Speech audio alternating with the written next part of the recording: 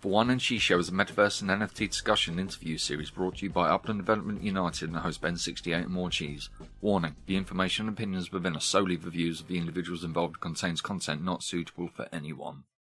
G'day and welcome to Season 1, Episode 21 of the Whine and Cheese in the Metaverse show. Today, Morecheeese and I were booked in to chat with Brian, who is an intern for the new Breaking Badly News Meditainment project and a new participant in the NFT and Metaverse spaces, looking for his 15 minutes of Whine and Cheese spotlight. Well, today we talked about Metaverse happenings, White House regulations, projects Ben and I have, and I think we talked about Brian somewhere in there. So grab something furry and get ready for another Pooper Scooper episode of the worst show ever. Whine and Cheese. Time for Whine and Cheese. Whine and Cheese. Time for Whine and Cheese. Cheese. One is a wanker, one's like it stonks. One's from Australia, one's from the Bronx. Talking about the Metaverse and NFTs. Interviewing all the real crypto G's.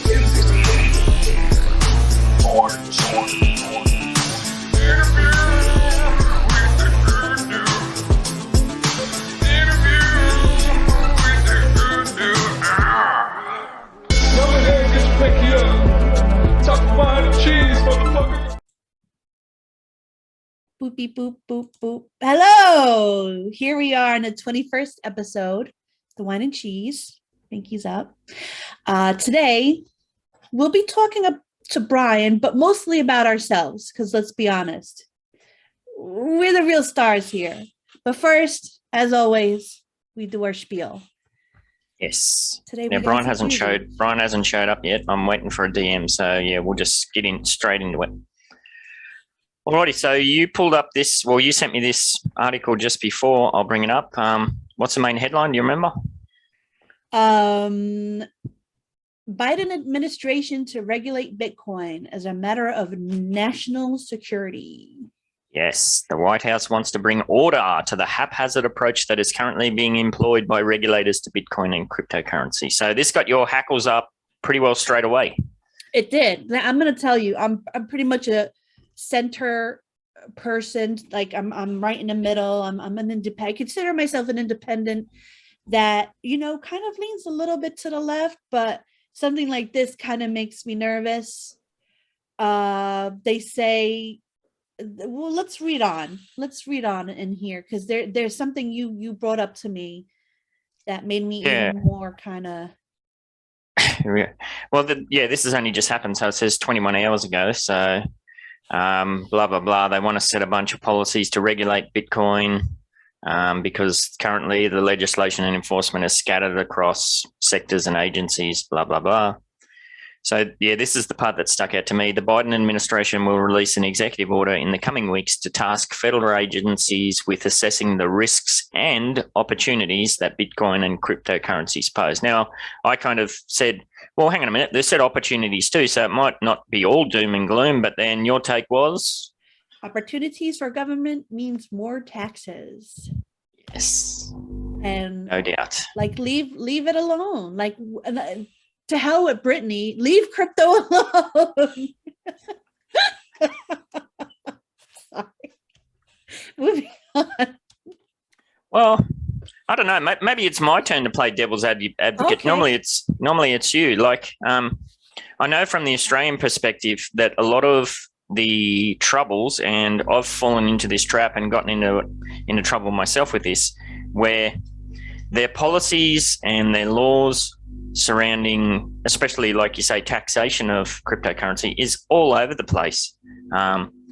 You read the official lines on the website, it's very ambiguous. You talk to your regular Joe Blow tax accountant has no idea whatsoever.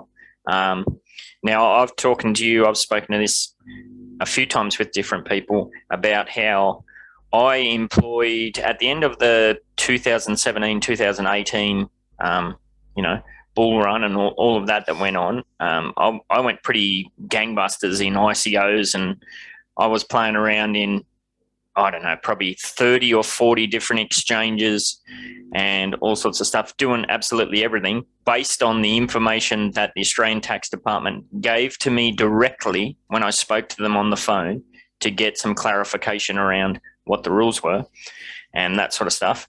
It turns out the information that they gave me directly over the phone was all rubbish. None of it was true, but in classic government style, the Australian Tax Department is not liable for any of the information they give out over their call centre, their information centre. So Jesus, I'm screwed basically. So I tried to sort it out myself, like work out my trades and whatnot. So I sat down one day and I was like, right, today I'm just going to try and track this one Ethereum. And within about 15 minutes, I couldn't work out what had happened. You know, you're talking about, you know, it gets split off into various exchanges, that gets changed to an ICO and then it comes back and, you know, it goes into wallets. Some of those old exchanges and they went bust and disappeared. There was some ICOs that were rug pulls.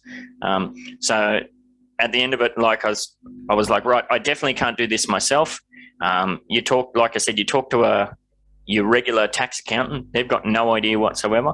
So I reached out to two, like, self-reportedly professional crypto tax expert companies. One of them was a company, they quoted me, I think it was $10,000 just to look at my data, which I didn't have anywhere near that sort of funds to play around with. And then the other place said, we'll send us all the data, we'll look at it and we'll get back to you. So I sent them all the data. They had the data for well over 6 months and they basically gave up. They couldn't work it out. wow. Yeah. But is that regulation though? Is that something completely different, like a completely different monster where they just don't have anybody who's knowledgeable? Like, I would feel more comfortable if this was more so worded in the fact where we're going to be giving you resources to help you better understand for taxation and whatnot, or for learning or for education, but this is to regulate. Like, well, is regulation the same thing as just being ignorant? Well, I guess here, where I've highlighted here, that kind of hints to, this is what I think is sorely lacking from, like, at least from my perspective. True. So, and this is the Biden administration. So I'm going to use this as an example for my situation. So they've said here that they want to employ a cohesive regulatory framework that would cover Bitcoin, crypto, stablecoins, NFTs, blah, blah, blah. That's what's sorely missing from my perspective is, and I guess it's kind of hard, like the regulators are only just kind of getting their head around cryptocurrency and that sort of stuff. But like yourself and myself, we've kind of moved on. We're playing around with the latest and greatest, which is NFTs and the Metaverse and all of that sort of stuff. So they're always so far behind the Wild West sort of stuff. I mean, It's very difficult to regulate the Wild West, but yeah. So I'm hoping that it's just a case of trying to get on the same page to work out what they're going to do with this stuff. All right. Well, listening to your take on it, I do feel a bit better about it and willing to kind of wait to hear more before I kind of form any sort of concrete opinions. Yeah, absolutely. And then this next bit here, which is a quote as well. So this is from a person familiar with the White House's plan, whoever the hell that is, but this is their quote. This is designed to look holistically at digital assets and develop a set of policies that give coherency to what the government is trying to do in this space. And yeah, that I think is definitely needed. There needs to be some kind of forward-thinking plan, but that's not how regulators work. They always work in reverse. This is why you get what's the word? No, it's not preemptive. What's the backwards? The tax laws are retroactive tax laws or whatever. So the governments can create some new tax law and make that go back 10 years ago. So you may have been operating well within the tax legislation for those 10 years, but then suddenly they change the rules and you go backwards and you're in all sorts of trouble. Well, another thing that makes me nervous with the word regulation is once something is regulated, it can become an executive order as well. Yep. Meaning the Supreme Court can't overturn, or the only thing that can overturn it is the Supreme Court. Which I don't know. Yeah. We'll see. I guess this is a we got to see how it develops sort of thing. I'll stay in the middle though for now. Yep. And I think this is important too here, this other quote where it says, because digital assets don't stay in one country, it's necessary to work with other countries on synchronization. So, but this is the whole purpose of Bitcoin, was to move away from this. Yeah. So I don't know. Are they going to be able to regulate it? There's always going to be countries, and we've seen this with, especially back in the ICO days, you had all of these companies moving to these obscure little islands and places that have completely different tax laws. There's always going to be opportunities like that. So I think they're chasing their tail on it, but it is important. I just don't know if and how they're going to go about it. Yeah. And I mean, even if you look at it from the NFT space, like it's pretty widely known that, especially with Upland, when Upland introduced the US dollar out thing, so you could sell your NFTs for US dollars.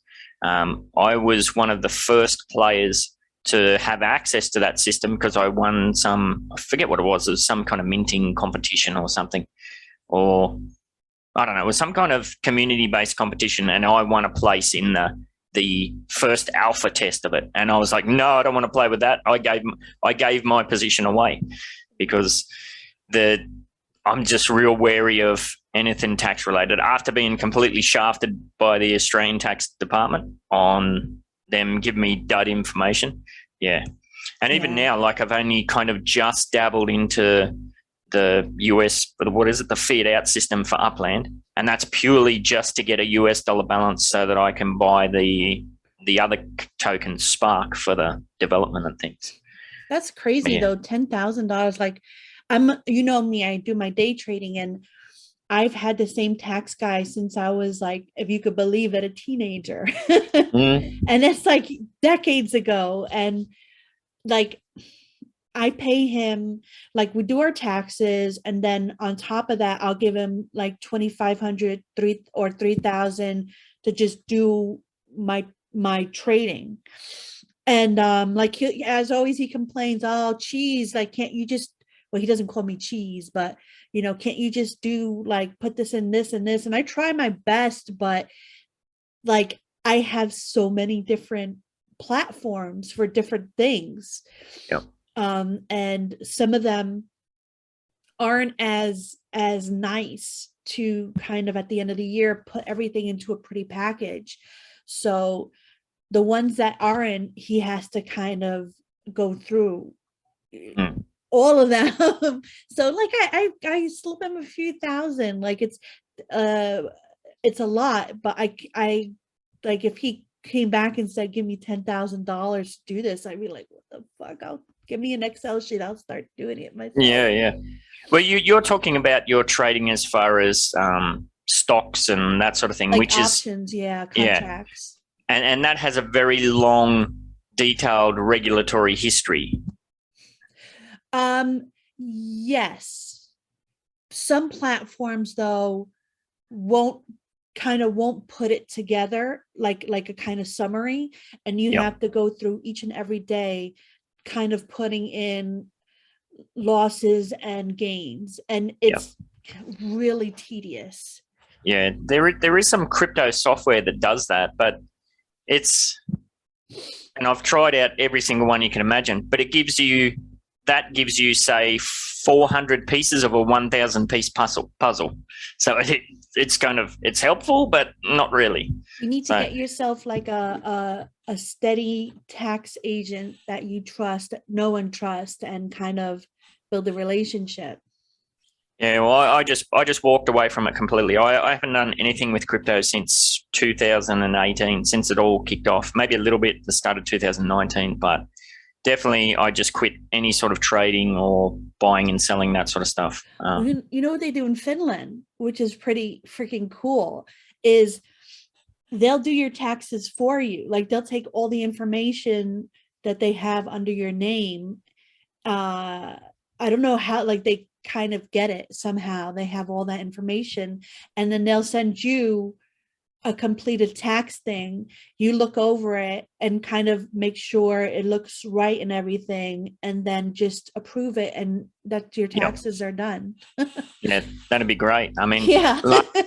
I do my tax myself because it's pretty easy. I've got nothing to claim, so it's pretty much, it's all auto filled except for the capital gains crypto part. And last year I did it because I'd only done a couple of trades, so it was very easy to work out that kind of tax burden for that part. But because I couldn't cover where that came from, I had to put it as a zero cost base. So from last year's tax and moving forward, I'll do it to the best that I can. But those two couple of the years there, it's really, really, really grey area. So yeah, I'm hoping the ATO comes up and says, here you go, this is what you owe for those years. And I'll go, yep, no worries, thank you very much. But we shall see. I mean, that would be the best kind of, for me, that would be the best kind of thing, because like there's so many expenses, there's so many things. Like the last thing you want to do is spend more money in the taxes. Like if it was something that, you know, the government just did and you just approved it, I don't know. We'll see.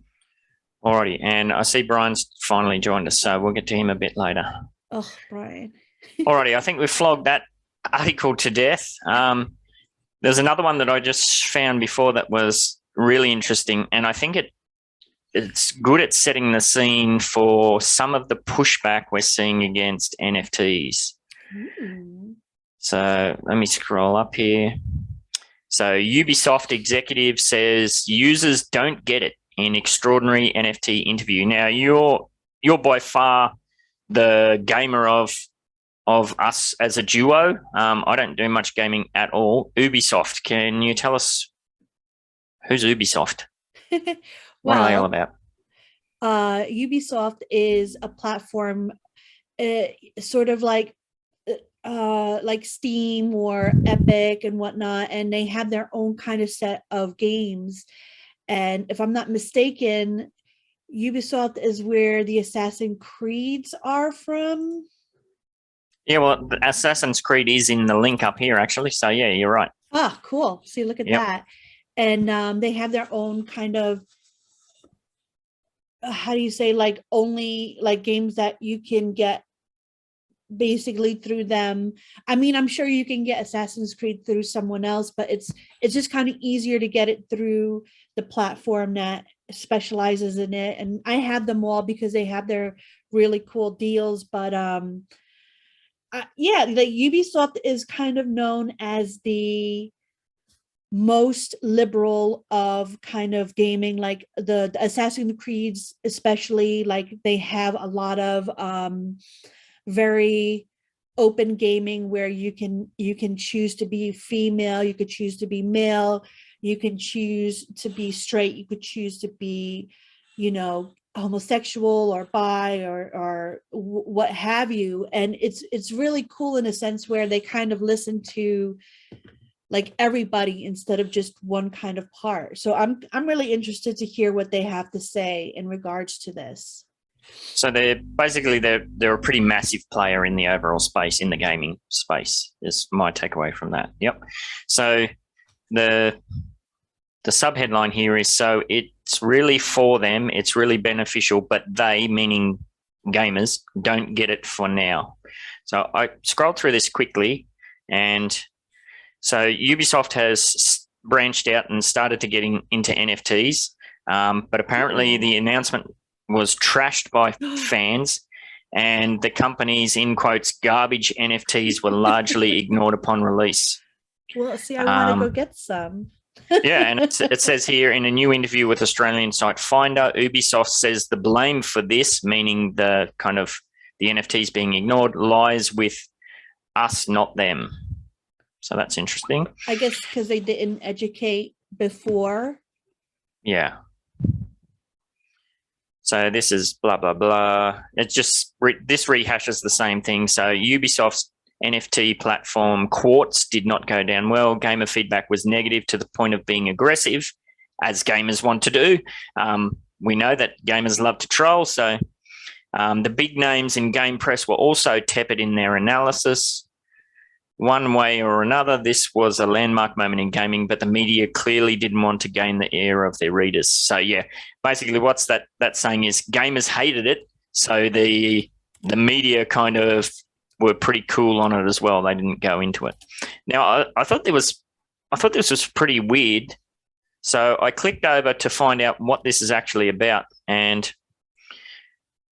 if this is going to load, it takes me over to the Ubisoft Quartz welcome website, which is not loading. So you haven't heard of this at all? No. Oh, now I'm getting low system resources. Oh, I see it. You can see it, and I can't see it. No, I can't. Oh, page unresponsive. All right. Maybe I'll get rid of that. Down. Oh, here we go. Oh, okay. So I thought this website was pretty crap, really. It's just a whole bunch of text.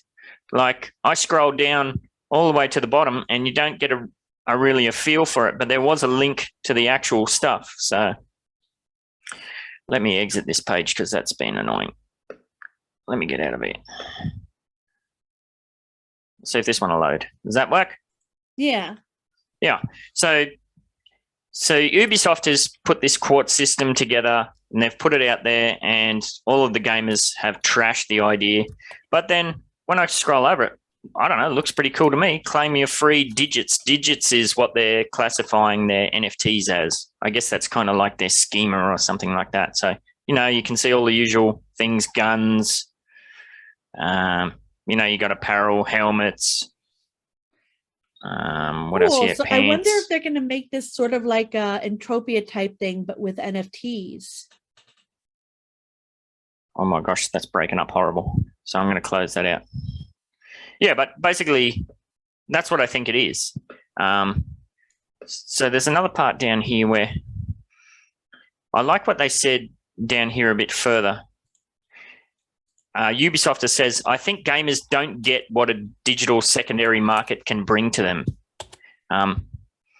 So I don't know where it was, but basically they're saying the gamers don't understand that once they're finished with these in-game items that they can purchase as NFTs, they can then sell them, Yeah.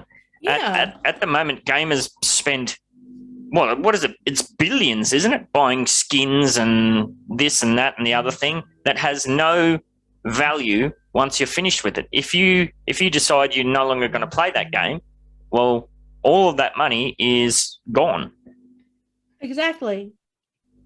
And you were like Steam has something similar where you could sell certain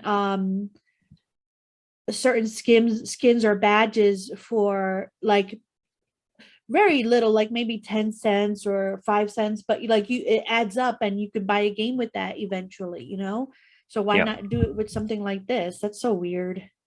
Yeah, I guess because there is still a lot of negative feedback about NFTs in general, saying it's all speculative hype and that sort of stuff.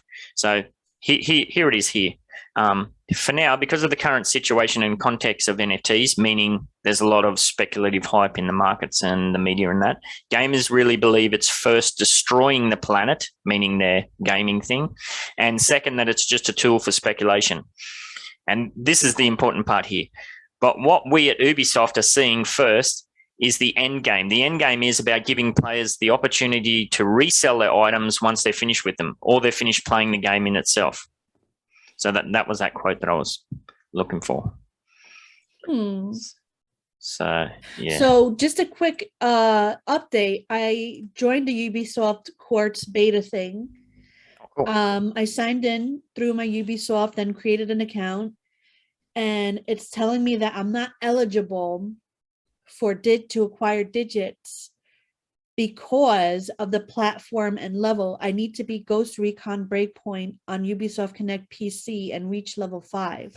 So apparently you have to play a certain game and reach a certain level in order to be eligible, which is weird.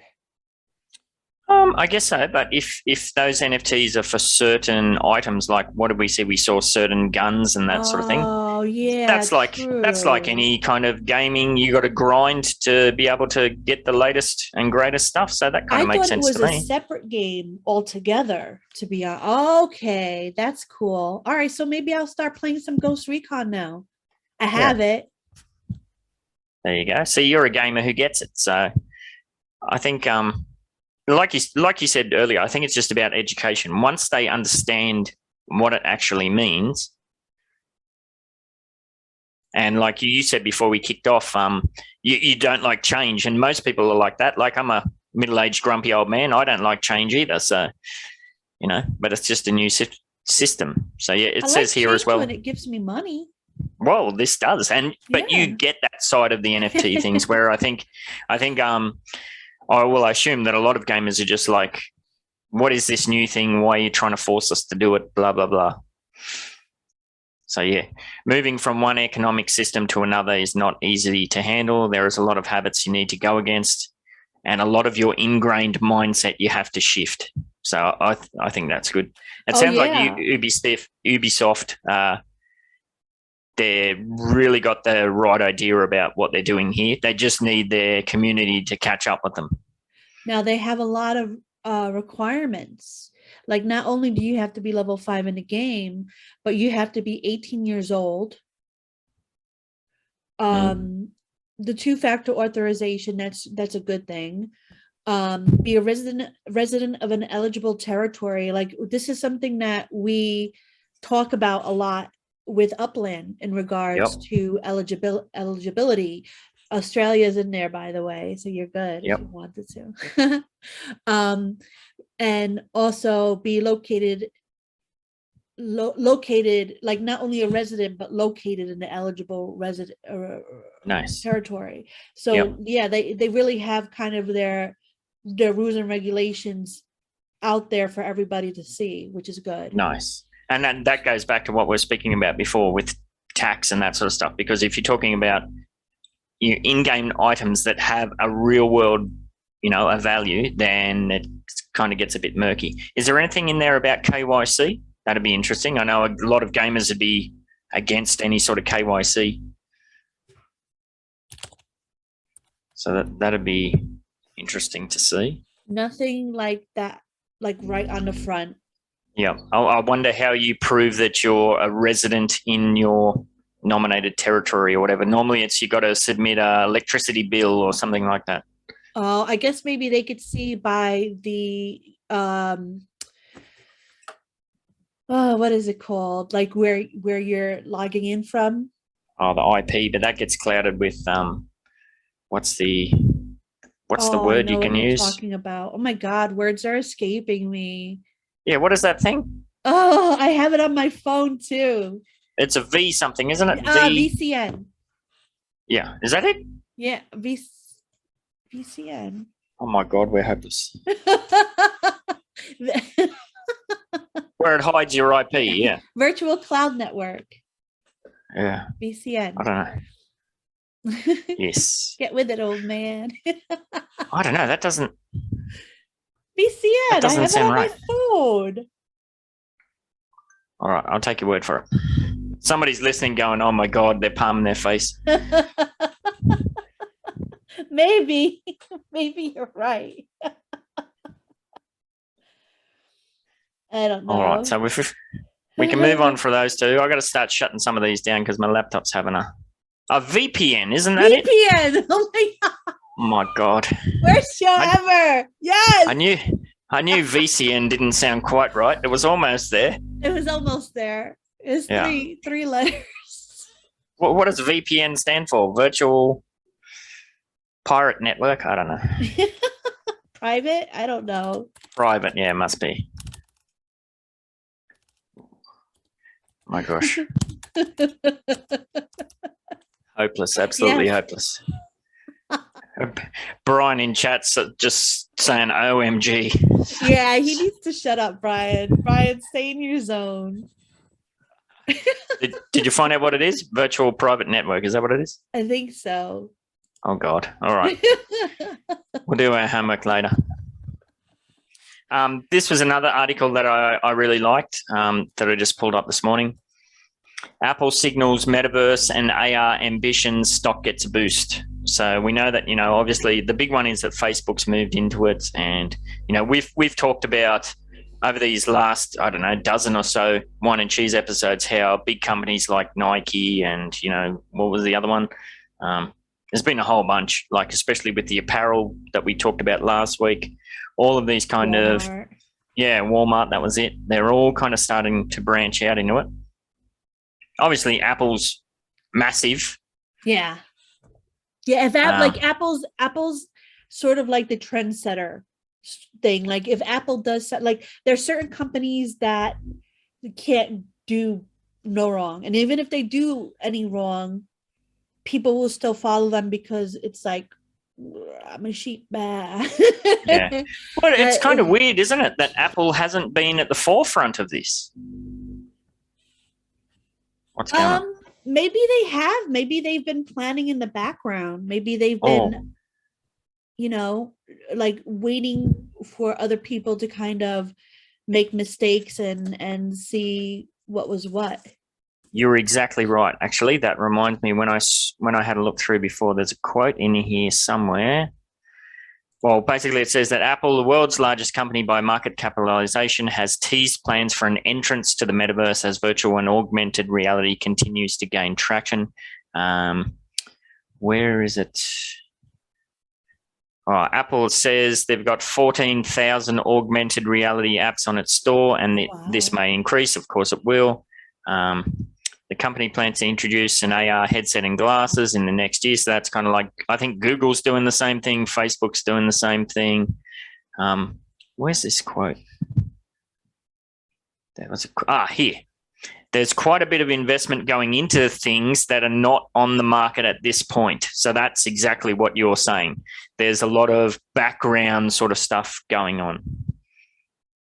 Can you imagine that all you had to do to visit somebody in another country was to kind of put on like a VR helmet, and then you're just kind of in front of their door, like knocking, and you let me in, and like we come in and like I'm being introduced to your family, and like you show me the birds out in the back and this and that. Wouldn't that be so cool? Yes, a lot of people are terrified by that thought, but as we've talked about, it's where it's heading. Like we know when we talked to Jonesy last week and we looked at how you can go into his kind of mini NFT metaverse and you can look around and see walls and you can see his NFTs on the wall. Yeah, absolutely, that's going to happen. And we talked about that with the Walmart and the fashion thing, where you're going to have some kind of app on your phone where you can scan your body, and then that's going to allow you to try on all of these clothes in a virtual environment. I could easily see that being the case. Like we know, we have Google Street View, which can show you every house on the planet just about. How long before we have an internal kind of system? Like I know when we were looking to buy a house, you can go on to these real estate websites and there's literally, some of these properties have, 15 years worth of photos that shows how that house has changed over time as people have done renovations and that sort of thing. So I could see that being used in some way to be able to map out the internals of the house. Obviously, if you had some kind of app on your phone and you could do it yourself, that would work as well. But yeah, I think that could definitely be the case. That'd be so cool. And didn't you send me an article recently about a full haptic suit? We've been talking about that. Yes. So like, all right. So I play a lot of shooter games, right? How weird would it be if somebody kind of like if somebody shot me and I'm just like, I feel it like, and like like you can actually feel the shame of your character dying. And the disappointment of your family as they starve in the background. Like add like a little more misery to your death. I would love it though. I would love it. I would love to have the gloves where you can feel the gun in your hand, and like that treadmill that you run on that they showed on a Shark Tank that one time. It, you know, when we get a house, that's the first thing I'm going to be concentrating on is my game room. And I want to have that whole thing set up. Like, even if it's 1 year, I get one part of it. 1 year, I get another part of it. Even if I'm 60, by the time I can play this thing, I don't care. It's a dream. Well, that's where we're really getting into the Ready Player One system there, aren't we? Oh, yeah. That'll be and great. I've just found that article in our DM, so I'll bring that up now too. So it's almost here. All new Tac Suit X series. Look how cool that is. Oh my God. That's crazy. Feel beyond imagination. So yeah, if you're listening, the website is behaptics.com. So yeah, it looks pretty badass. Yes, it sure does. Yes, it sure I could see you does. jumping around in the living room, stepping over your cat in one of these things. Yeah, this is definitely a put your pets in the other room kind of game. Yeah. Oh, the thrill of the fight. Look at that. If somebody punches you in the chest, you feel it. Yeah. Audio-based haptics. Our unique audio to haptic technology converts sound into haptic feedback in real time. Add haptics to all the content you love and enjoy sound-based haptic feedback with your favorite games. And it has different links here for Oculus and PC games and stuff. I have an Oculus Rift. There It's you just go. I never have it. Like in my other place, I used to play it, but over here, there's not that much room. So it's just unfortunate is what it is. Do you know how much they are? I'm afraid if I click on something, my website will die. But when I saw it, I think it was $2.99. So it's not crazy. Gosh, that is very reasonable. Yeah. If it well, works well, that's great. We'd have to understand too that this is, well, it would be one of the first of its kind, and things that are first of their kind are always a bit clunky. And you get 5 years down the track, and you'd look at this and you'd laugh, sort of thing. So to be fair, I got my Oculus about 5 years ago, and I still consider it like ahead of its time. Like there's this zombie game that I play, something Sunshine, and like you could open doors, you could open up car thingies in the back and like reach in and get it, but it's not the gloves, it's with the controllers. So this would just be more convenient, because like with the controllers, in order to do certain things, you have to press certain buttons, and it gets inconvenient. So this would make it a lot more realistic. Yeah, absolutely. Now, it doesn't have a price here, but I like this. Introducing the Tac Suit. So this is just one of the two options that it says. A wireless haptic vest that packs 40 individually controllable vibro tactile motors in it.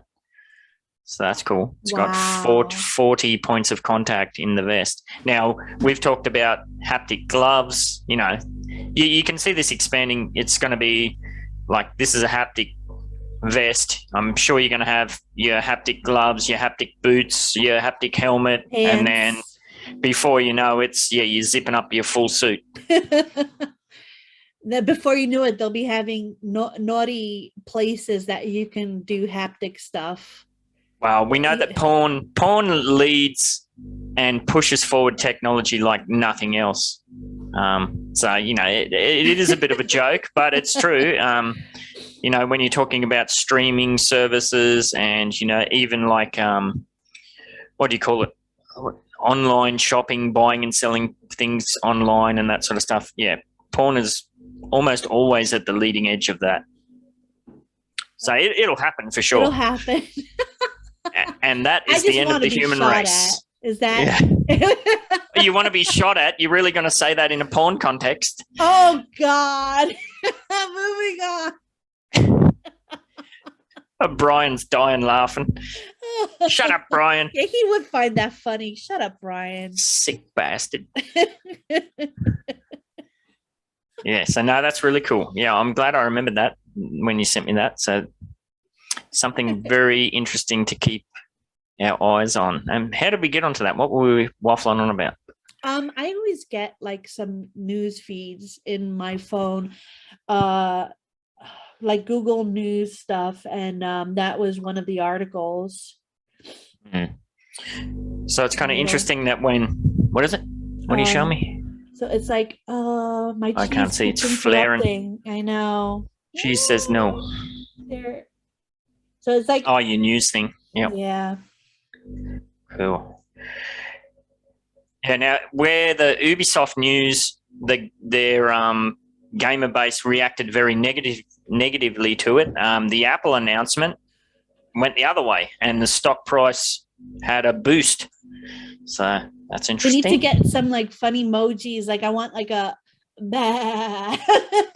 A nice little sheet to go across, like, because you know some people, like, it depends on who says it. Somebody could say, you know, hey,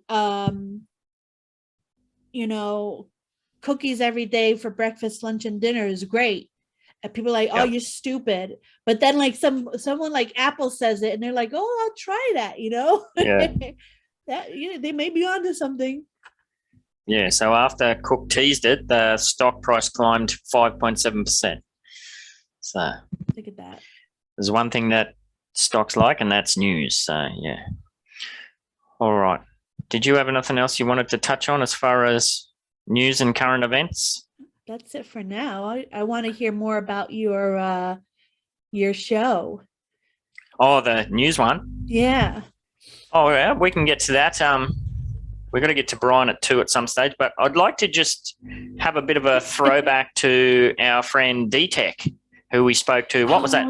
Two episodes ago, was it? Yes, or 2 or 3. I don't know, somewhere. I think I might have something. But he showed us a couple of pictures of his daughter who'd been drawing some very unique little creations, and he was thinking about turning those into NFTs, and I'm happy to say that he has gone ahead and done that. Now, there's I don't know if these are it, but there's one where you see how it evolves from her drawing into what it looks like now, and it's so cool. Yeah, so if you're listening, you're going to miss out on this. You might want to jump over to the YouTube so you can see it, because it's really cool. And he does have his own Discord now, so we could definitely put that in our. We'll put the link in YouTube so you could check him out. Let me just check and see. Oh yeah. Oh yeah. Here we go. Look. So yeah, this is the picture that his daughter had drawn, which is just what would you say? It's kind of like a. He said, he told me it was a knight. A knight, yeah. So it's a basic shape and that sort of stuff, and then he's fleshed that out into, you know, a very cool looking NFT. And I helped him along with this. I'm going to give myself a pat on the shoulder because, oh my gosh, it was constant kind of direction, but he did this so fast, and he had so many ideas that we worked through, and I think these are the commons, and then he's going to have the evolving ones where you see how it goes from hers to his in like a more of a rare. Yes. Now, you don't know this, and I've gone off screen share so I can read you. D-Tech, he sent me a DM about it, and when he sent me the link to his new Discord, it came through at like whatever it was, crazy AM, something like that. But he said, "G'day, Ben. I'd like to send you my very first NFTs. Cheese worked very hard trying to teach me, and I think she got a headache because of me." So, yeah. So that was that was very cool. You know, I'd like to blame it on him, but I think I fogged myself. But at the same time, It was the rain. Yeah. Maybe a little D-Tech. But that's cool. And I did in the last Australian and New Zealand cafe hour that we took over for the Upland show. Well, I'm getting that all mixed up. I think I used the right words there, but they were all in the wrong order. But anyway, so I was speaking to somebody who's new to the Upland space, Zoe, and she was thinking about getting into the NFT space as well. And I said, "Oh, you got to contact Cheese. She always, Oh yeah, hooks definitely. people up and pays it forward as far as helping people get established and that sort of stuff." And I don't want to be biased, but I truly am like any females that come to me for help, I will put you first and foremost, because like I'm a big proponent of seeing like more females in the space. I think we need that, and it's important. So Zoe, definitely, get in touch with me and let's get you started out. Cool. Now I just pulled up another one of D-Tech's NFTs. So this is the finished one. It's kind of like a three-eyed Cyclops Superman-y thing. And then if you go over, yeah, his daughter's drawing as well. I love it. It's like the concept is so cool. Like I feel like they're going to kind of he's gonna have a real easy time getting whitelisted. Oh yeah, it's for sure. And this one is awesome. Yeah. Be the surprise. Yeah, if you're listening on the Spotify or something, make sure you jump over and check it out. What's the collection name is Creatures Lab, all one word. So if you go over to Atomic Hub, we'll put the link in the description as well, so you can click over. His daughter's drawing is so awesome. I mean, they could be killer NFTs unto themselves. Yeah, and she has a certain, like, she has a very specific kind of pattern she follows, which is also very cool. It's not just Absolutely. random. No, and for a 3-year-old girl, like, that's crazy awesome. She definitely has her own unique style. And you're right. You can see it across all of the NFTs, all of her drawings, which is awesome. And I love that sideways look that is always in there, like what, like huh? And you can see when I click back and forward, you can see how true to the original he stayed. It's really, really cool. So good on you, D-Tech. All right, Brian's knocking on the door, but we've kind of hinted at a few different things that we're working on, so I'd like to check those out a bit more. Unless you had something else you wanted to touch on? Nope. Now, maybe I can front load this with a little bit of a story which drove me insane last night and got me in a lot of trouble with my wife. Uh-oh. So, happy wife, happy life. Yes. Maybe you can give us a heads up. What's our new umbrella brand for all the shows that we're running? MV. While I'm getting this. Yeah, and what's that all about while I get this sorted out? Well, I gave you my really stupid fruitcake analogy where you put all the different fruits together and the bread holds them all in the same umbrella. Well, basically what it is it's a place where a one-stop shop where you can go to see Whine and Cheese or UDU meetings or any of the people in the UDU that have a project going on. Like you could see Scooby's Icon.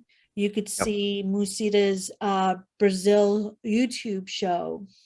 You could see Uplando's Metaventures. You could also see my NFTs and the Whine and Cheese NFTs. And sometimes I even do live drawings where you could see the NFTs come to life from the very beginning. And anything upcoming that we have planned, which we do. Yes, I should have done this while you were talking. You were just so I was so interesting. You were like, wow, she's really doing such a great job at explaining all of this. No, you were doing a good job. I love as I said in the UDU meeting, the whole fruitcake analogy kind of went over my head, but yep, I get it.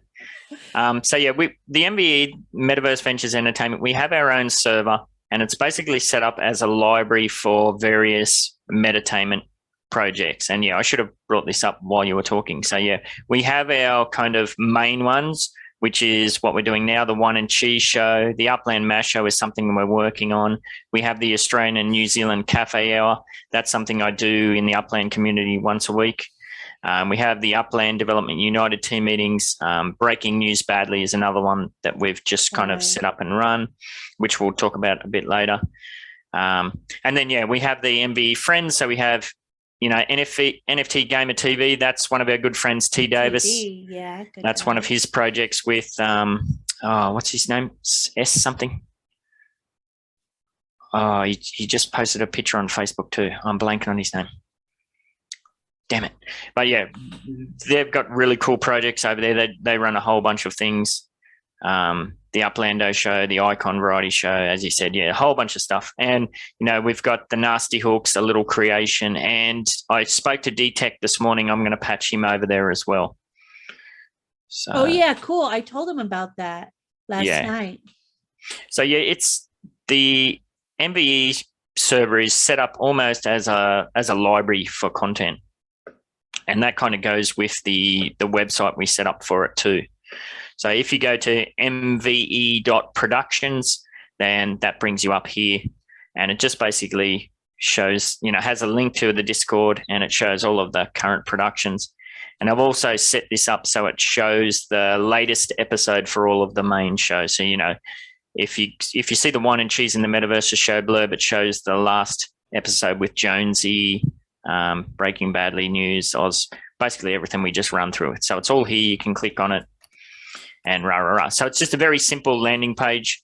Now, last night I sat down in classic style to do a 5-minute job that turned into almost an hour and a half job, which is what got me in trouble because, you know, I'd just gotten home from work and I wanted to patch in the Breaking Badly news part into the website, which should have taken about 5 minutes. It's simply a matter of putting in the information and copying over the link. Sounds easy, right? Well, so I get over there.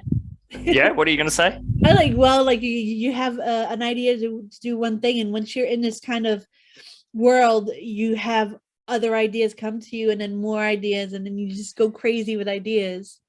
Yeah, it wasn't that often happens. Yeah, you get sidetracked or whatever, but this was a case where I'd set that up through GoDaddy because I've used them previously a whole bunch of times with different website projects. It's very easy to use. So I get over there and it says my free trial had ended for the website building. So I go, okay, well, I'll do the renew. I thought it was already auto-renewed like the UDU website is. So apparently when I set that up, I didn't click auto-renew. It still had all my credit card details there, but because I hadn't clicked auto-renew, I was trying to buy the plan, which was $10 a month, basically. So it was going to be, I think it was $119 for the year, something like that, because there was a massive discount applied. So when I tried to do that, it would throw an error saying you can't do it. So I ended up having to ring up GoDaddy, and I was talking to this guy, and he's like, oh, because you didn't click that link, then that discount of $119 is no longer applicable. So you're going to have to pay the full price, which I think it was $189. Those figures aren't exact, but it was like $70, $80 difference. I'm like, hang on a minute, what? And he's basically saying, yeah, because you didn't click that button, now you got to pay this extra money. I'm like, so basically, if I just ignore that first one and start a new one, then I can get it 119. And he wouldn't give me an answer. He wouldn't confirm it. Yeah, and I kept needling him, and eventually he said, yeah, basically, if you just let that one that you've already done expire, start a new one, then you're going to save yourself whatever it was, $70, $80. So then I had to sit down there and rebuild the website from scratch. But, you know, it took me about an hour, but I saved $80. I mean, $80 an hour, that's not bad. Yeah, well, I'd rather it in my pocket than theirs. So yeah. Oh. But yes. So I'm sure that guy could have been like, "Oh, okay, you figured it out. Let me just do it for you." Shut up, Brian. He's calling me a cheapskate. Brian, whatever. He tells me all about whenever he goes over someone's house, he'll make sandwiches and take them home with him. So whatever, Brian. Doggy bag sandwiches. Yeah, from other people's fridges. Nice. All right. Well, before we get to him, what do you want to run through? What would you like to take a deep dive in? This is the Whine and Cheese show, but, between me as the whiner and you as the cheese, we've got a lot of projects on the go. You mentioned at the offset that this is the Whine and Cheese show. It's supposed to be all about us. So let's showcase some of the things we're doing. What do you want to take a deep dive into?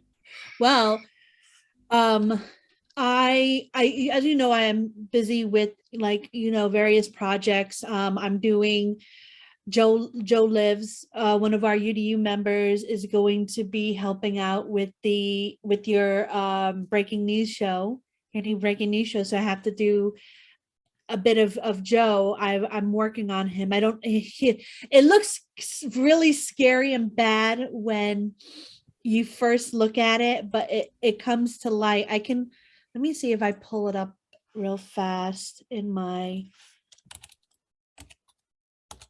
Oh, is that the one you DM'd me last night? Yeah, I added a lot more to it. So let me go ahead. Yeah, it always looks a bit weird and clunky at the start, but the speed with which you pull it off in the end is unbelievable. So here's Mr. Joe right here. I actually, from when I showed it to you, this color here was different. Yeah, it was a lot more pink, so I kind of made it a bit more neutral. I have his ear in there and a little more colors. He's wearing a hat in the picture I'm looking at, so I have to decipher. This is like shadow, and there's some more shadows here and there, so I just have to kind of get it in there and change the colors up a little bit more. So that's Nice. one thing I'm working on. And then I just finished your son's NFT, which I wanted it to be extra special, so it took me weeks. Yes, it was quite a intensive process. Yeah, but I'm very pleased with it. I hope he likes it. I know I heard his little voice in the background when we were on like a kind of meeting call. He's like, "You're doing a great job," and I was like, "Oh, thank you." That was nice to hear. Absolutely. I don't know. Let me see if I pull that one up for people to see.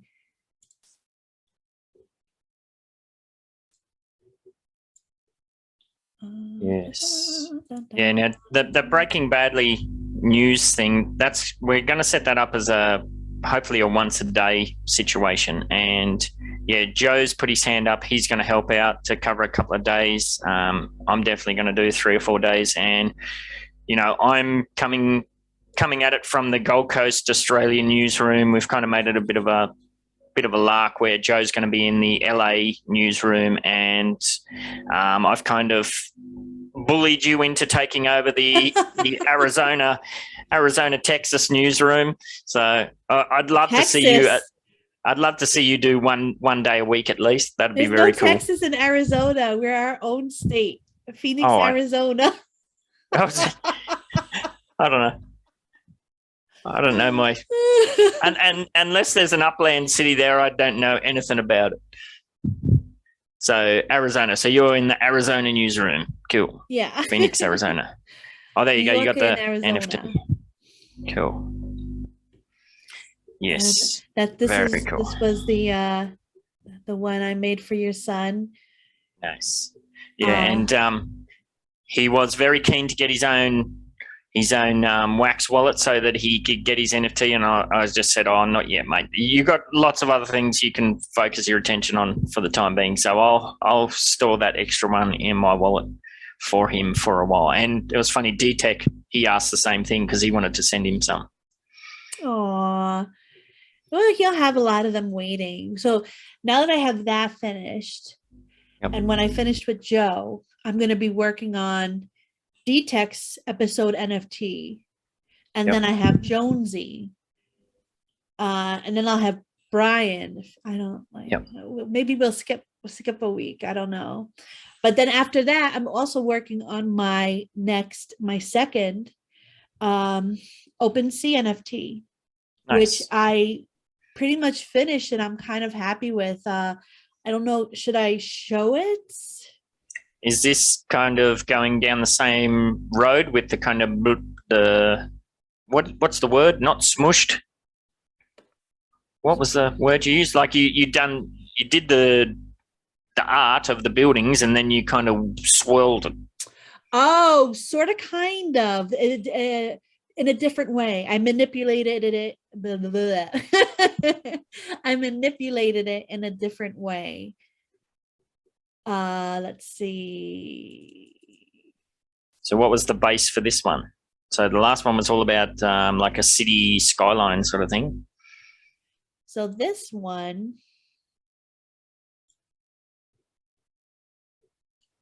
what do you got for us? Here we go.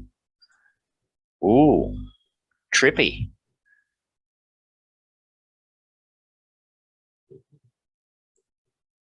Nice. So again, I kind of wanted to distract the eyes in a lot of different way, like the color and then the thing in the middle.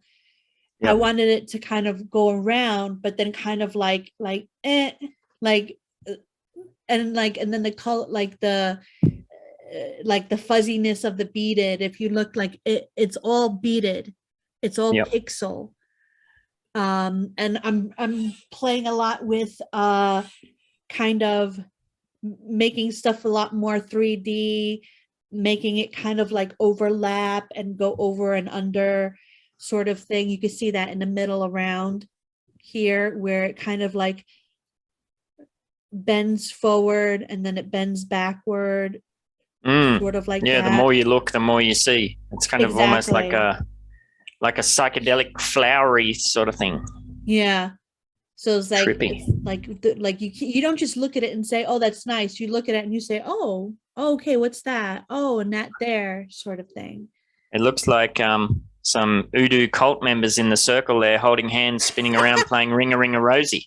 That's beautiful. I love that take on it. That's so perfect. It looks like their hands are out like this in the center.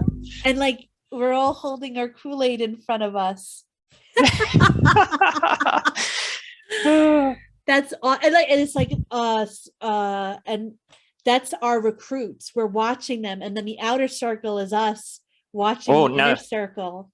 Yeah, look, they're the new recruits in the center, and then around there we've got the horned demons. And then the overlords around the outside. It does look like a hood. It does. Right. Wow, here. Look at that. Wow. It's like one of those, what's those ink block tests? What do you see? Yeah, what are they? Rochester? Yeah. One of those R-word tests. So cool. That's me. Nice. What about you?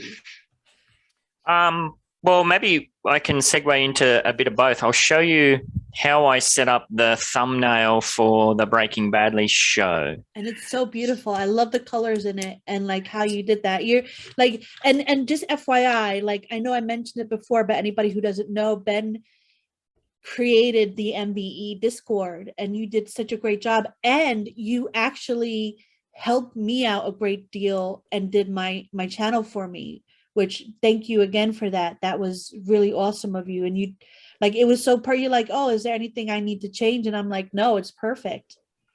Yeah, thanks. No worries at all. Yeah, and this is the logo for the MBE. That's something we played around with different ideas for a while. And we're talking about like a pyramid with, what was it? The all-seeing eye and this and that and the other thing.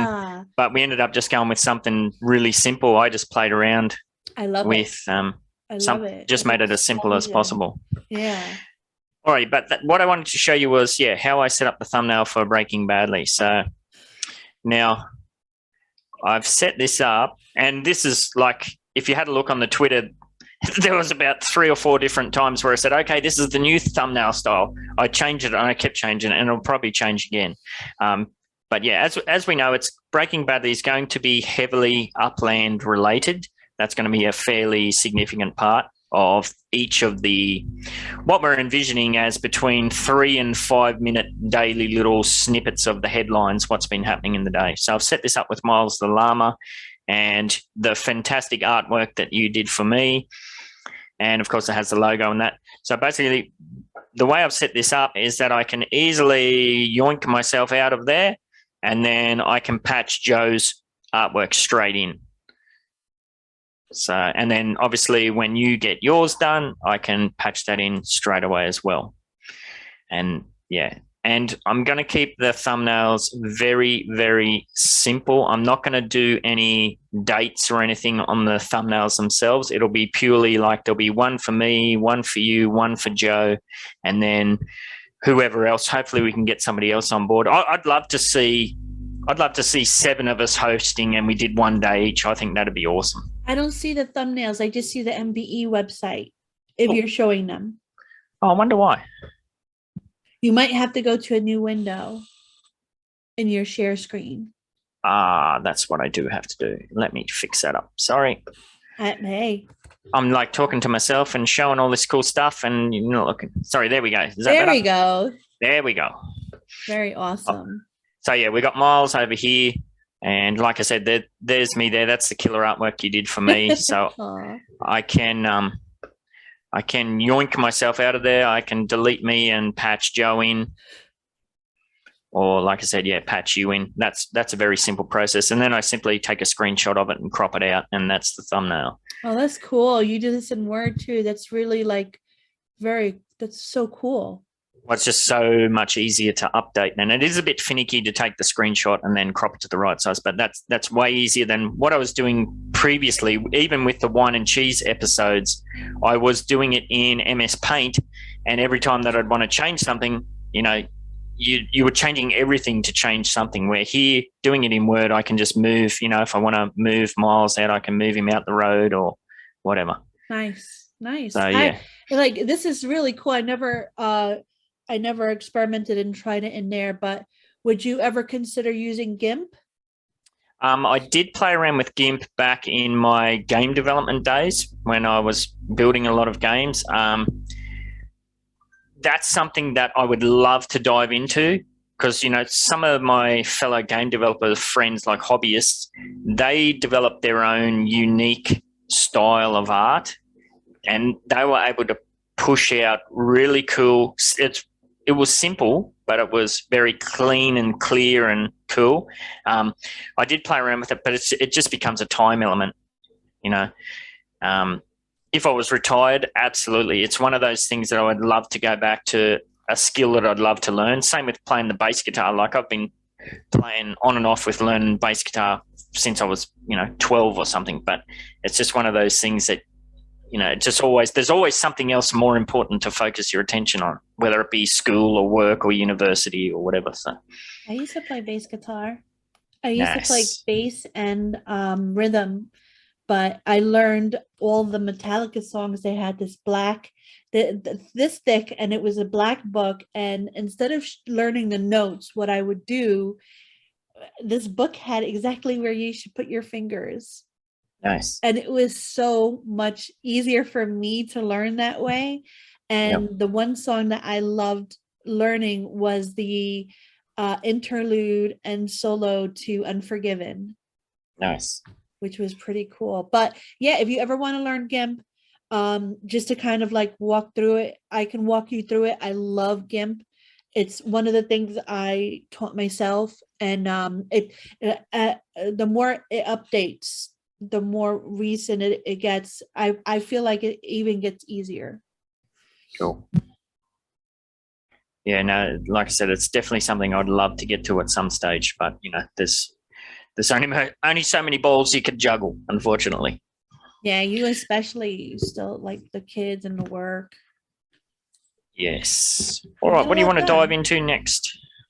I want to learn more about your new show. I thought I know you showed the thumbnail, but Like, I don't know. I just think it's so cool the way you just kind of had this idea for, and it's like it's quick. It's like 3 to 5 minutes, and it's like basically just what's happening right now, like the big topics and whatnot, and then Brian, he's not. I mean, Well, he came on board to help out a little bit, and that's kind of how we started to get to know each other. But yeah, well, the Wine and Cheese show was probably the biggest catalyst for that. The idea for that show, like we always grabbed. Well, we've started to in these probably the last dozen or so. We've grabbed a news article and we've made that part of our introductory spiel, and that's some of the most fun that I've had doing these is, taking a dive into that. So, yeah, and I'd always like to include more Upland content, but I am conscious that the Wine and Cheese show is about so much more. Obviously, because we're so heavily invested in Upland, we often go back to that and talk about Upland in various contexts, but, that's not applicable to everything. True. But speaking of Upland, how did you do with the new LA Open? Oh my gosh, we want to go there just yet? Yes. All right, let's dive in. First of all, I've been whining for well over a year about the timing of these releases. Every single time it's 8 a.m. PT or 9 a.m. PT, which works out to like 3 a.m. Australian time on a work night. They mixed it up once. One time they did it, I think they did it at like 3 p.m. Australian time, and it was like 3 a.m. American time or something. They flipped it in reverse. And oh my God, you should have heard the moaning and groaning in the community. So well, Americans do one thing great, and that's moaning and groaning. yeah. We do love our wine. Yeah.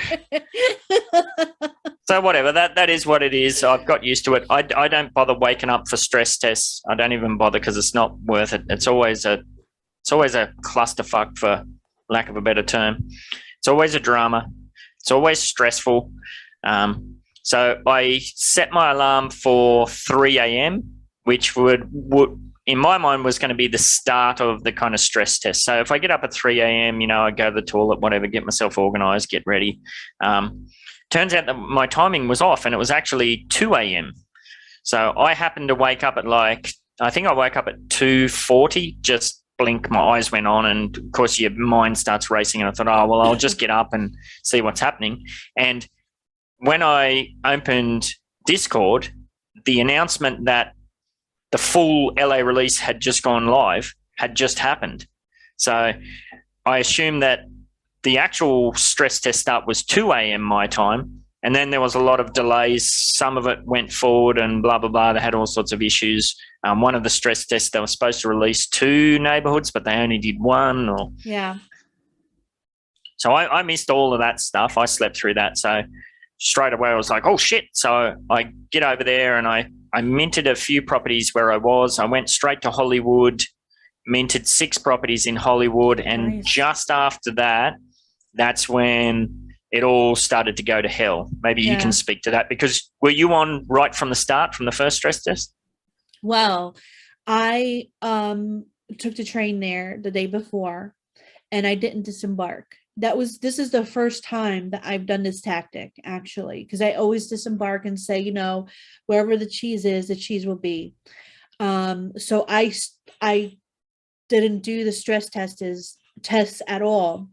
When they opened full LA is when I disembarked, and I got very lucky. I was able to grab a bunch of Chinatowns. I think I have 8. And I got more than that, actually, and I traded to Cody for Human Sim for 2 of his Melrose, because our plan was he was going to go to Melrose, try to get as many as he can. I was going to go to Chinatown, try to get as many as I can, and we would swap. So we would at least own some in those different areas. And then after that, it was free for all. After Chinatown, I went down to downtown, and I think I got about 4 or 5 of those. Then from there, I went to Hollywood, and I got 3 of those. Then from there, I went to Venice and I found something really cheap. Somebody was selling it for $40. I guess they wanted to buy it with UPX and then flip it for Fiat. How that can't be right, because Oh, you no, have to you're hold right. You're right, because you can't do that. So he just sold it at a loss. So they sold it at a loss. So I bought it for 40K UPX and I sold it for 110 UPX. Wow. Yeah. And then I bought a Burger King on San Fernando.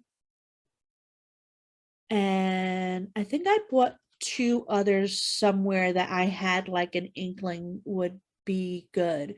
And then that's it. Yeah, no, I grabbed those 6 in Hollywood, and then before the chaos kicked over, I jumped over to what was going to be the UDU node that we're pushing for the neighborhood, and then I saw the prices, and I was like, holy crap. What did you think about the sticker prices, especially Hollywood, Venice, a few of these other places? I could not believe the base prices of tiny little properties. I kind of liked it. I feel like it made people not go as crazy as they would. I think a lot of places were available more so because of that. Like you could complain, oh my God, I just got 1 or 2 properties, but you got those because they were the price they were. Like Hollywood, I was like, oh my God, how is this not sold out? And it's because they were about 80 to 100K each. And people got just what they needed, which is the right thing to do. And then they moved on. Yeah, I got my 6 in Hollywood for between 50 and 70K. I think there was 4 of them at 50K. So that's $50 basically it equates to. Oh, mine was 70 to 90. Yeah, but these are vanilla prices. Now, vanilla means before the collections are released. And once the collections are released, then any unminted properties go to their true base value with a multiplier. So if Hollywood, for example, is what would you say? It wouldn't be a rare, I don't think. I think it's probably an exclusive collection. I forget the numbers, but let's say an exclusive collection is an 8 times multiplier. Now you're talking about 450K, 450,000 UPX for the entry-level tiny property. That's astronomical. That's like way above San Francisco financial district. I think it for what it is, which is a metaverse platform, it's still very cheap. And because if you look at things like Decentraland and you look at things like Sandbox, like those prices are crazy. They're stupid even. Like I went to Decentraland, or I don't know which, I think it was Decentraland, just to see what all the hubbub was. You know what it reminded me of? Uplift World. Yeah. And like in Uplift World, at least you could create. Like over there, you just walking and walking and walking, you seeing all this stuff around you. What are you going to do? You just talk to people? I go on the internet just so I don't have to talk to people. Like all I hear is these voices, blah, blah, blah, blah, blah, blah, blah. I don't want that. Like I'll go to the Upland Cafe if I want to hear random voices talking. But like for me, Upland is so much more than that. Upland is like, and you hear a lot of people, oh, it's not fun enough. Like for me, it is. Like I do my, and I'm ranting and I'm sorry, this is my whinge. That's all right. I do my treasure hunts, and I do like the looking at, you have all these the legits, you have the block explorers. Like there's so much to do in Upland to make money. Yeah. Like, all right, you want to do all that cute crap over there, go there. I'm not into cute crap. I don't want to play another Roblox game or another Uplift game. Like I want something that's gonna earn me money in the future. Like I'll spend hours on Upland doing treasure hunts because I know that's gonna be money in the future. Yeah. All right, whinge over. Yeah, well, so we kind of, everybody got those little mintings at the start, like you're saying, you got some Chinatowns and Hollywood, and I got a few Hollywoods and whatnot. But then it all started to go to hell. You couldn't send anywhere. You were getting the wheels of death. At one stage, the game for me wouldn't even load. However, the same situation that's happened previously appears to have happened again.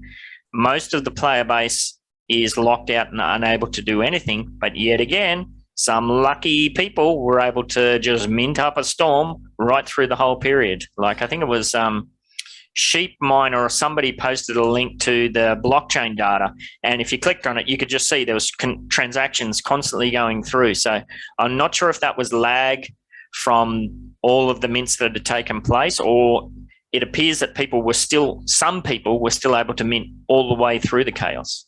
Some people were, like Human actually was one of them. I was on a call. He's so lucky. Yes, he is. Every time. He has that tasty, juicy New York internet, and I miss that being in Arizona.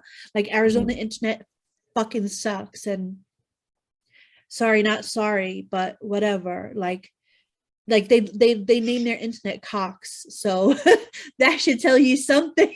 Fair enough. So yeah, I was on a call with Human and Uplando, and Human was just going full throttle. I was good for the first five minutes. That's when I got all my Chinatowns and downtowns. After that was when I had 15 to 20 minutes of I could do nothing. Yeah. Poor Blendo couldn't do anything. Yeah. Anything. So like, and then he had like a real life like work meeting to do. So like the poor guy missed the whole thing. But yeah, Cody is a good person to have on your side. Like, so I'm like, grab some of this. I'll buy this from you. I'll do this, blah, blah, blah, when I get in the game, yada, yada. Yeah. So we had our deals going, and it was like something that was beneficial for us both. Like, she got Chinatown, I got Melrose. So hopefully both of those things are good. And Second Market was actually really good. Like, yes, I was buying Chinatowns for 50 to 70K, downtowns for 40 to 60K. Like these, like the prices now are double that, you know? Yeah. So yeah, and we did see there was a couple of false starts where the team, they went under maintenance and they got it back up again, but then it was the same sort of thing. They went back into maintenance. Meanwhile, everyone had burnt out their sends, and the sends, screaming for sends. Eventually everything got going again. It was probably, what was it, an hour and a half later or something like that? It was quite a while. It was faster. Like, I think it was a half an hour later. Eternity? Half an hour later. But it just seemed like an eternity. Now, do you think, now we've seen this happen in at least the last two releases, where they release it, it all crashes and burns, they go under maintenance, then they fix whatever it is, and then there's no problems. Do you think they are fixing the problem, or do you think that the player base is all coming in and smashing the systems, and then half of the people go, oh, well, bugger this, and then they go away, do something else? They definitely do go away, because when they went back up after maintenance, me and Cody were able to, well, actually I had to wait 5 more minutes. Like after they came back from maintenance, I still couldn't get in for another 5 minutes. So I guess everything was catching up.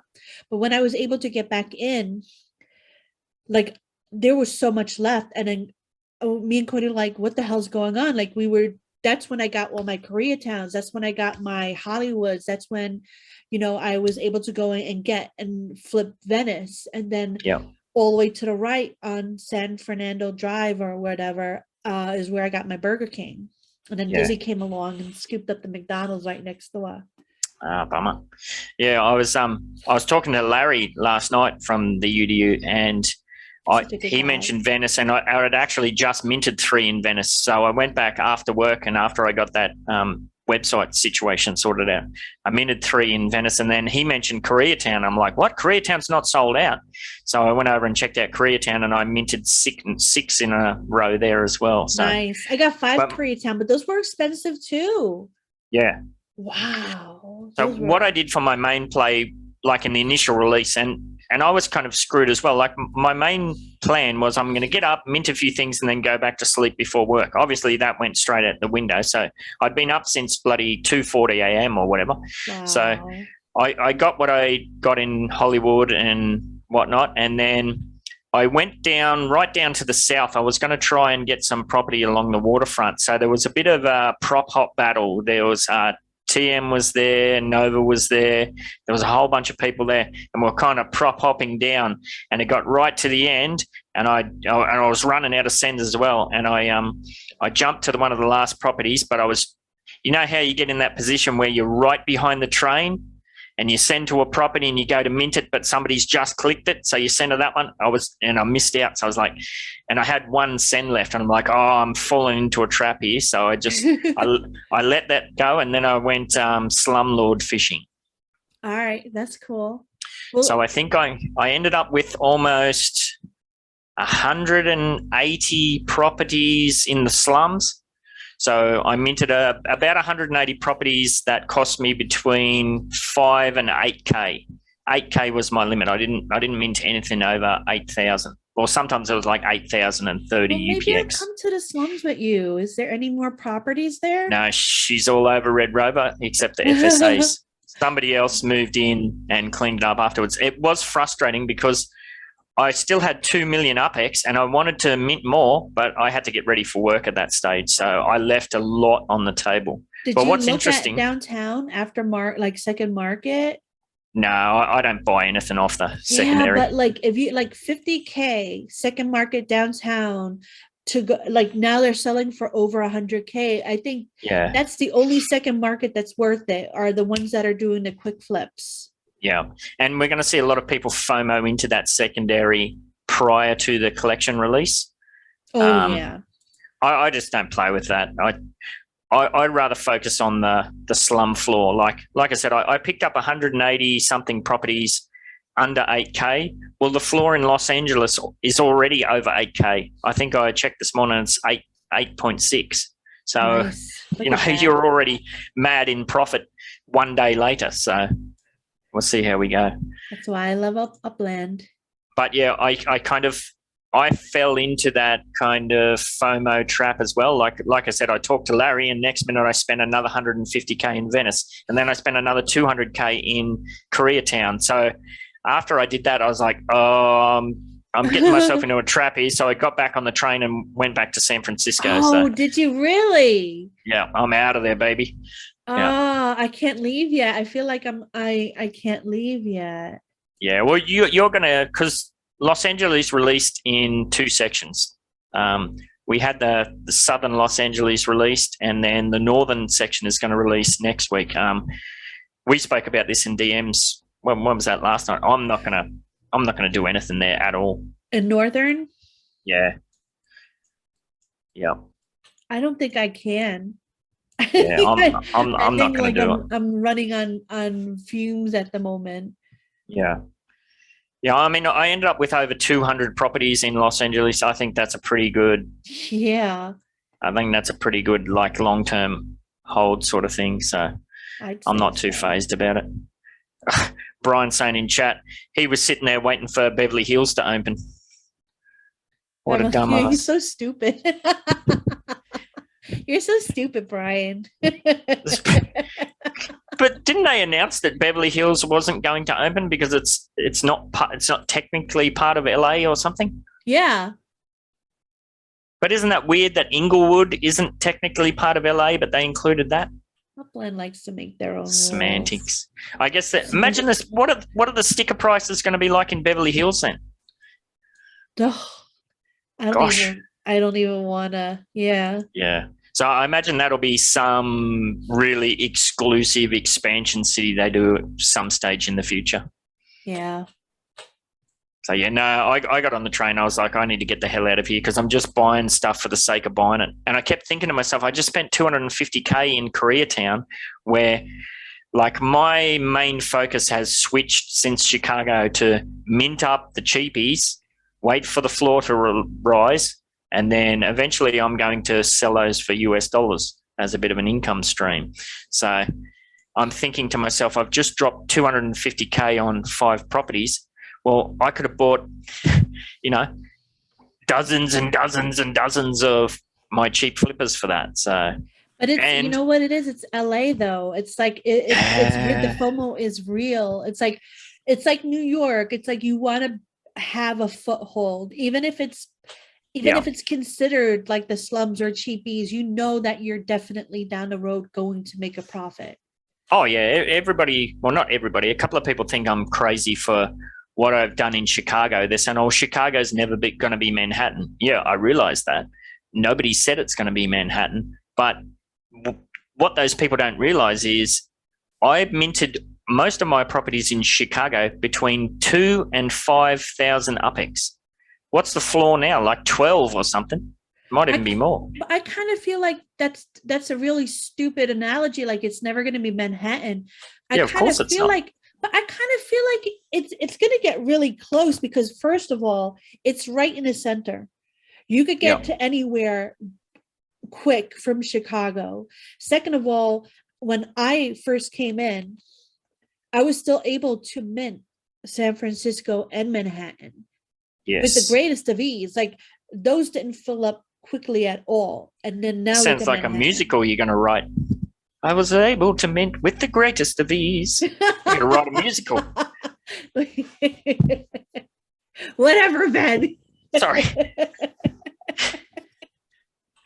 But yeah, like I have big expectations.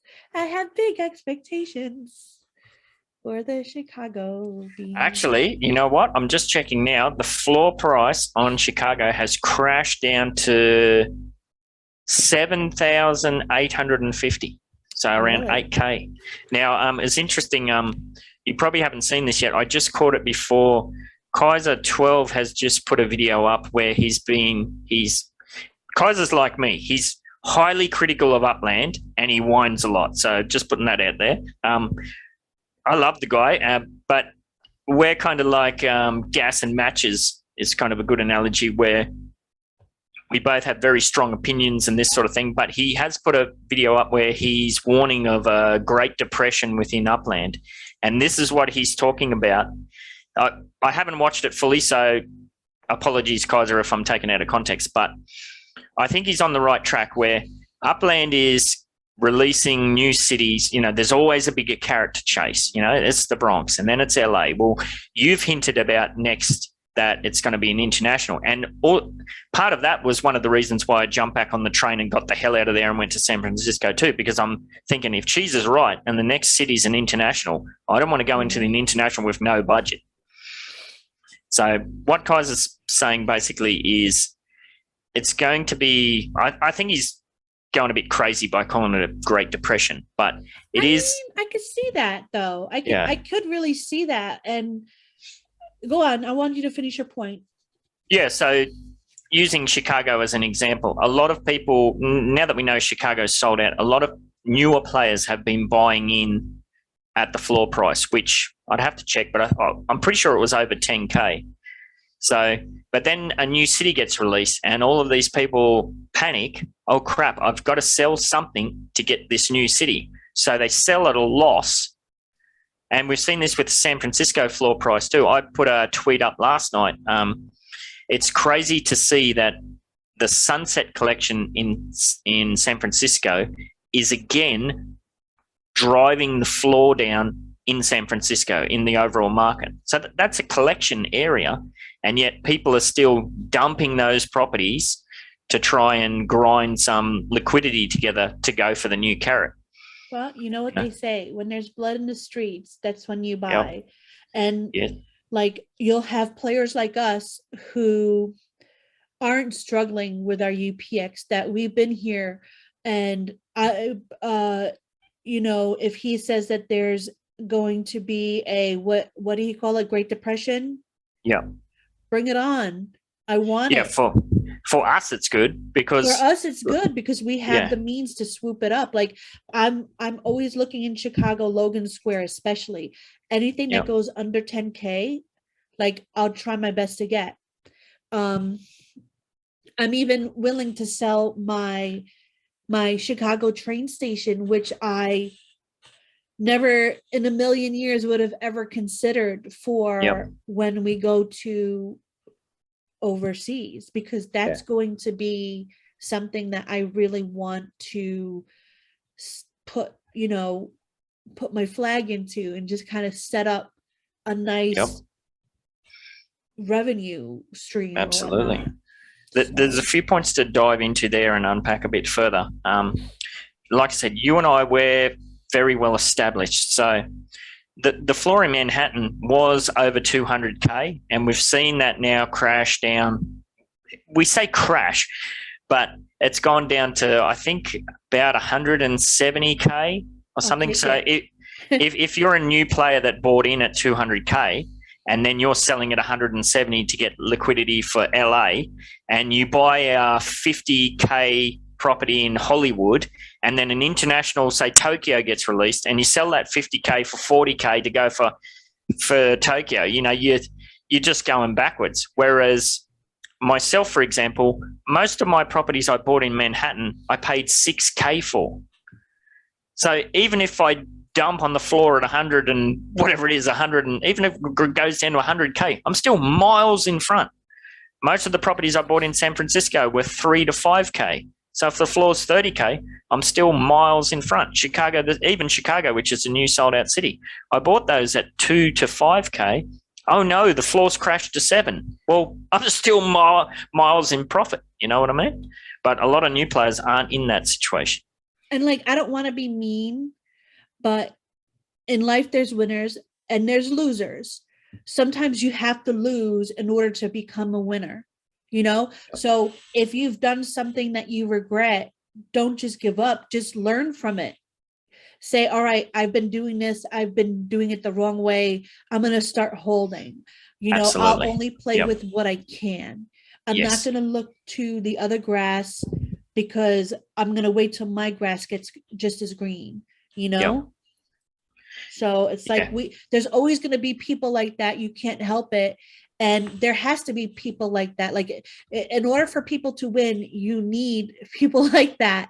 And it sounds bad, but that's life, Yeah, people need to play within their means to break the FOMO cycle. And I've been playing Upland for over 2 years now, and I've only just kind of got that mentality. Like I've said to you before, I'm not even going to bother about North LA.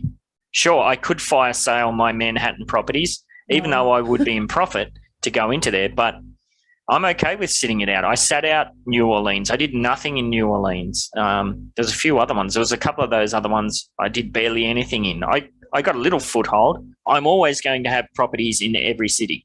Yeah, that's always going to happen. But as far as chasing the FOMO dragon, no, I'm over that. But I made a lot of mistakes, and I wasted a lot of UPEX to learn that lesson. Exactly. So, we all go through it. It's inevitable. But the only way to truly understand is to really actually just dive in and fuck up. And for lack of a better word, hopefully your fuck up won't be as big as some people's, but it's inevitable. Embrace it. My alarm's going off. You know what that means? There is a taco drop for venues. I don't know if I'll get it, but I know that well, that's something you recently dived into a bit deeper, isn't it? The taco NFTs. Yes. And I'm very excited to really try to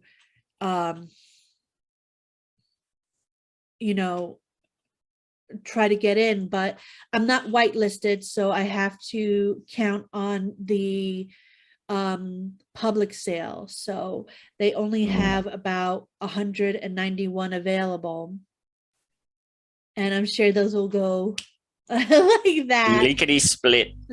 Split. Oh, but we'll see. Yeah. Have you had anybody aside from DTAC? Has anybody else reached out to you, asking about how to get into the NFT space and that sort of thing recently, whether it be Joe, online friends or real life? No, real life, no. No, Joe Lives, though, has reached out to me. Slav, I know, wanted to do something with that. I think he's working with Bakio for like to try to figure out like the basics of like starting a game. Oh, cool. I'd love to see that. I know they both have great, tenacity and imagination. So I'd like to see. I told them a few tokenomics people I know, because that's you can't just do it yourself. You really need to know somebody that's already done it. If you so. And you got to have a reason for it. It can't just be for the sake of doing it. Exactly. Yeah. But I did see when I woke up too, I didn't get a chance to click on it, that they were running a live performance or something from their server. Yes, and I can't wait. It's somebody that Slav met, I believe in Upland or whatnot, and she's a singer, a jazz singer with piano, and I heard some of her music, and it's very beautiful.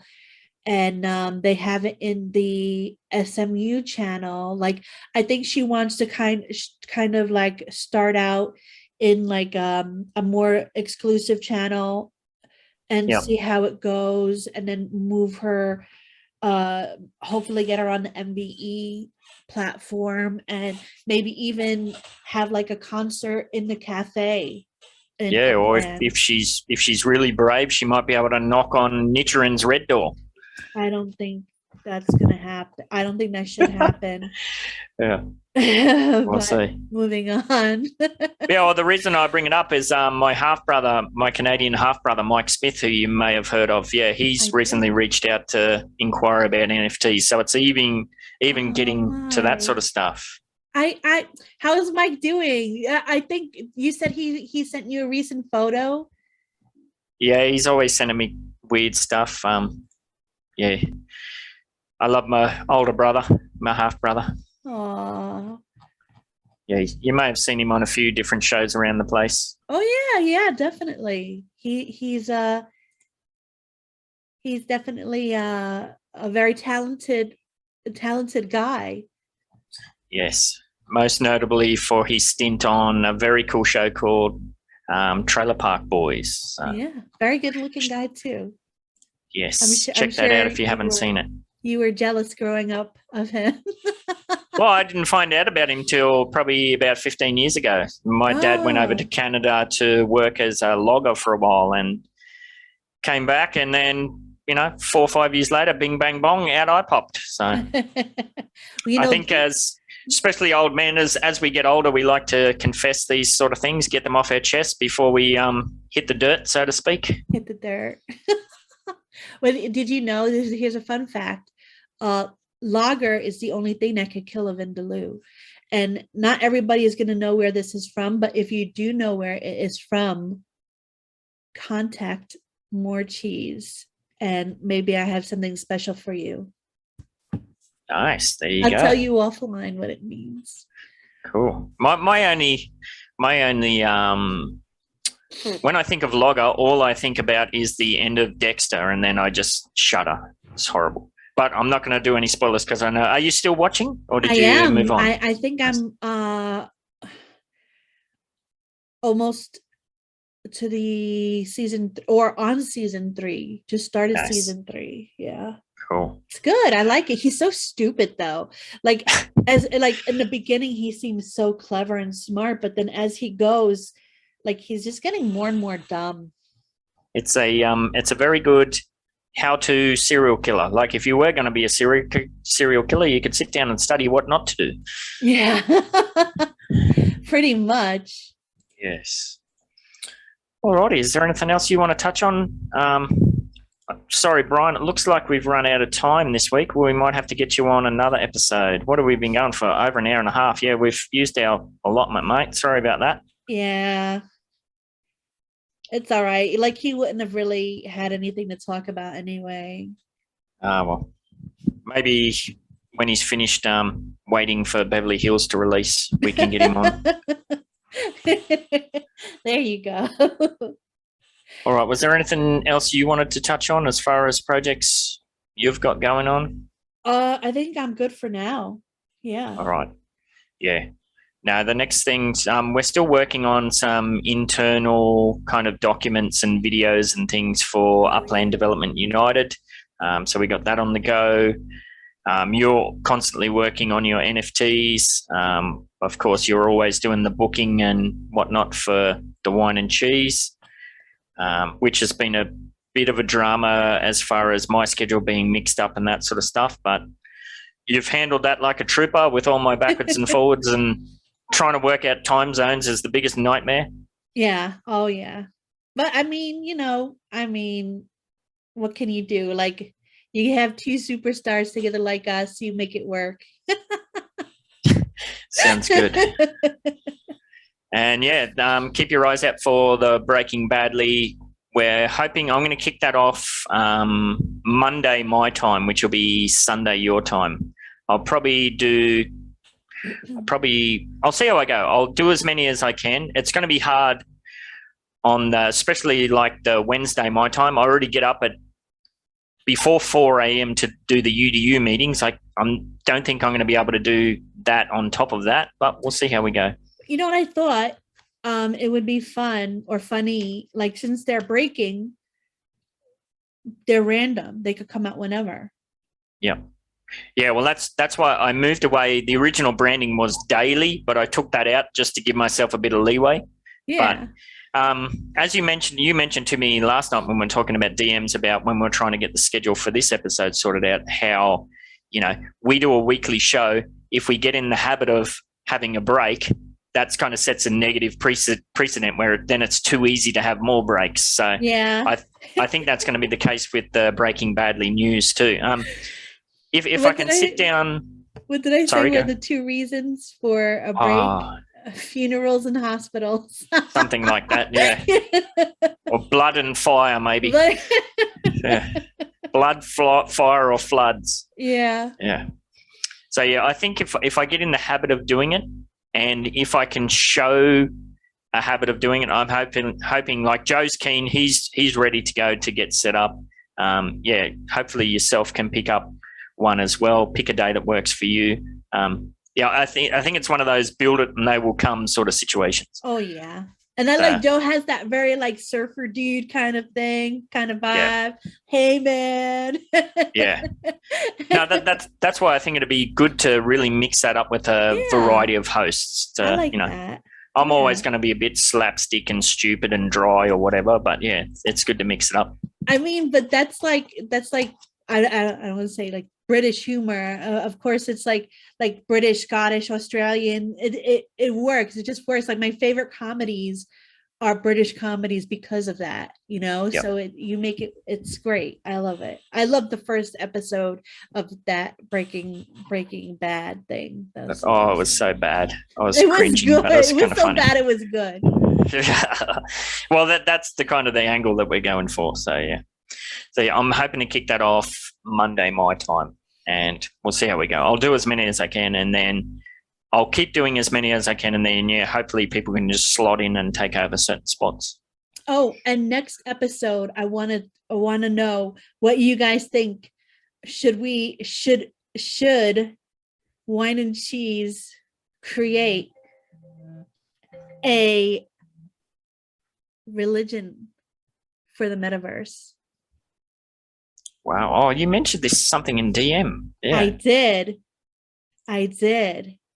Well, are we going to avoid taxes or something, are we? Yes. I'm not sure how that jurisdiction goes over and suggestions between countries. Have in the comments section of the YouTube when this comes out. Give us your suggestions on what you think our religion should be and rules and regulations. I think that would be fun conversation. So like Scientology, but different. So psychology or something. Psychology. Whine and Cheeseology. Something like that. There's something in there for sure. Alrighty, I think that's a creepy note to wrap us up on. Perfect. Sign us out, please. Get the hell out of here. And Brian, stop. Go ahead, get your pinky up. Talk Whine and Cheese, motherfucker. Go ahead, get your pinky up. Go ahead, get your pinky up.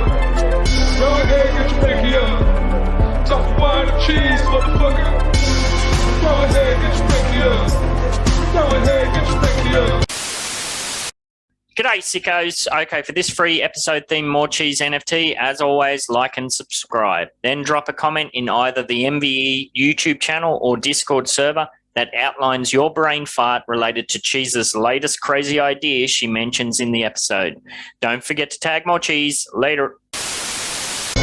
Empire samurai, riding on the dingo, flying through the sky. Cheese in the house, get active right. Hit you with the hairbrush, hit you with the knife. Evil Empire samurai, riding on the dingo, flying through the sky. Hit you with the knife, flying through the sky. Evil Empire samurai, riding on the dingo, flying through the sky. Cheese in the house, get active right. Hit you with the hairbrush, hit you with the knife. Evil Empire samurai, riding on the dingo,